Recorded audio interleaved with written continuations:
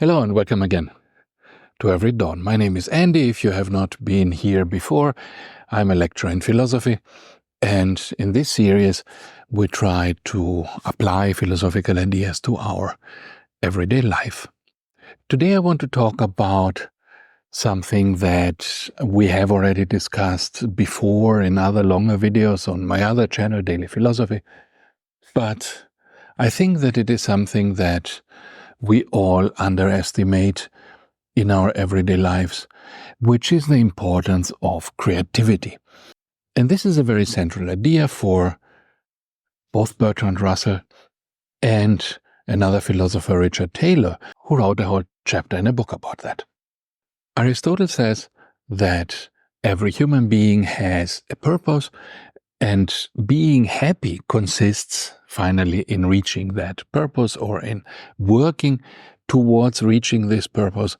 As long as we are progressing, as long as we are working towards becoming better and reaching the purpose, which is to use our virtues in order to be better human beings, more fulfilled human beings, and also more beneficial to others, then we are doing it right. And when we don't try to develop our virtues, when we don't try to be better, then we are wasting our life and we are not becoming better or happier human beings. So being morally good and being happy somehow belongs together in this idea. But there is more to it, because you can ask, okay, what is really the purpose of human beings? And what is it really that will make us better? Is it really rationality? And today, if you look around, we have AI that is perfectly rational. We have chess computers that can play chess perfectly. This is a sign of rationality. We have calculators that can calculate better than a human being. So one could question whether rationality is really what being human is all about. You could argue rationality is okay, it is important, but it seems to be something that also other things even can have, like computers. What makes us uniquely human, and this is where Richard Taylor disagrees with Aristotle, he says, what makes us uniquely human and what is the purpose of a human being is to be creative. Because creativity is something that is not available to machines. Machines can produce things randomly, but not creatively. The creation is also one of the features of God in many religions. It is the idea that there is some divine spark, some special power that allows us to make something out of nothing, something meaningful, not something random. When the wind blows leaves into a pile, then it makes something, it makes a pile of leaves. But this is not a creation. This does not have a meaning, this does not have a purpose, this doesn't express anything about the condition of being a leaf. While when we humans make something, when we make a statue, when we write a book, when we make a movie or whatever we do, we are putting our experience as human beings into that, and we make it express the feeling, the condition of what it is to be a human. But the point now is that we don't need to think in these lofty terms about creativity. It's not all about being an artist and making sculptures and making, paintings and making movies and so on. Creativity is a feature of the human life on any stage, on any level. It begins when we are children. The first thing children often play with is a pen. They take a pen, they take a piece of paper, and they start drawing what is around them. Creativity is spontaneous in human beings. And even a child that has never had instruction in art will start drawing. Later, they will start, taking Lego bricks and creating houses, airplanes, whatever their imagination tells them to. And even later we will make up stories to entertain others, perhaps at a dinner. But even this is still a limited form of creativity. Even more every day. Every time we cook, we are being creative. Every time we make an everyday decision, we have a chance of being creative. Now, most people are not, because they miss this opportunity, but we can take it. Take the example of an office lunch. Every time you go to lunch in your office, probably for most of us, this is every day of the year, like 200 times a year, we go and eat something. And this can be, some of us will bring food to the office, like I do actually. I bring my own in a little box and eat it. Others will just go to a restaurant. Others will go to the street. Others will eat with their colleagues in a restaurant. So these are all different ways. But as long as we are doing the same what everybody else in our office is doing, then we are not being creative. And the point is that we are missing an opportunity there to express our own individuality and also to become more creative and more informed human beings. Because every human on earth eats, and all cultures have produced food.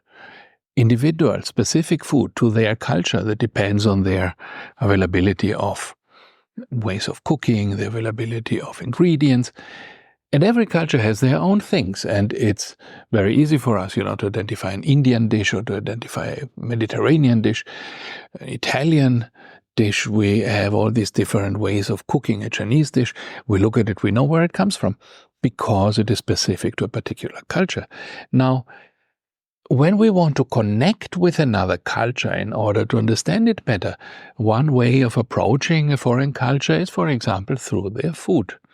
So instead of eating the same thing, which we have been always eating in the canteen, we can, for example, make a point of ordering something that is foreign to us.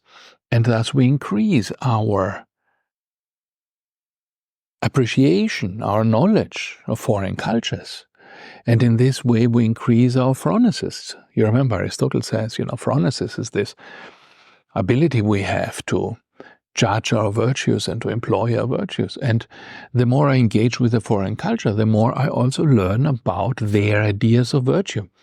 So eating a Chinese dish doesn't need to be restricted to just shoveling in some noodles. You can see it as a kind of approach to that culture, and you can use it as an opportunity to learn about this culture. Or we can even be more creative with our lunch. We can say, I cook something, for example. Instead of going to the canteen, I cook something, and perhaps my colleague also cooks something, and then we talk about it, about our experiences, or we exchange what we have cooked. And in this way, we give even more meaning to our lives. Instead of now just being passive consumers of a lunch that we don't even like most of the time, now we become cooks, we become originators, we become creators of something. And there's not much involved. It's not difficult to cook a lunch for oneself or for another person.